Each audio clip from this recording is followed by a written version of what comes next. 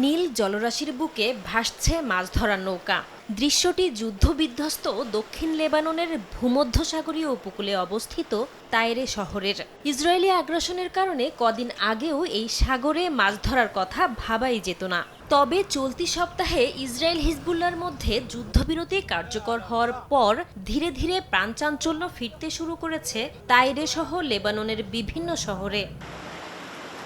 এরই মধ্যে অনেক জেলে মাছ ধরতে গভীর সাগরে গেছেন, অনেকে আবার মাছ নিয়ে ফিরেও এসেছেন। কেউ কেউ শেষ মুহূর্তে জাল সারাইয়ের কাজে ব্যস্ত, অনেকেই বড়শি হাতে আসছেন উপকূলে।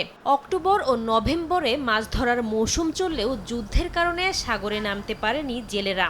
তবু মাছ ধরতে যেতে পারছেন, এতেই উচ্ছ্বসিত তারা। 2 মাস ইসরায়েলি যুদ্ধ ও অবরোধের কারণে আমরা অবরুদ্ধ ছিলাম, তবে সৃষ্টিকর্তার প্রতি কৃতজ্ঞতা যে আমরা মাছ ধরতে যেতে পারছি। তাইরি শহরের জনজীবন স্বাভাবিক হতে শুরু করেছে। আমরা এখানে আবার ফিরতে পারবো ভাবতে পারিনি। মাছ ধরতে পারাটা তো আরো বড় ব্যাপার।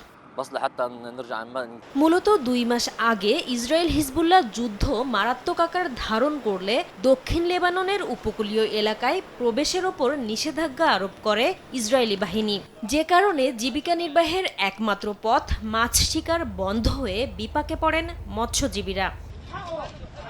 সপ্তাহখানেক আগে উপকূলে ইসরায়েলের ড্রোন হামলায় 2 জেলে নিহত হন। আবার যুদ্ধবিরতির শর্ত উপেক্ষা করে তেল আবিবের হামলার কারণে অনেক জেলের মাঝে আতঙ্ক বিরাজ করছে। এমনকি লেবাননের সেনারাও জেলেদের নিরাপত্তা ইস্যুতে নিজ দায়িত্বে মাছ ধরতে যেতে বলেছেন, যে কারণে প্রাণ হাতের মুঠোয় নিয়ে সাগরে নামতে হচ্ছে জেলেদের। নাসরিন রুমি, সময় সংবাদ।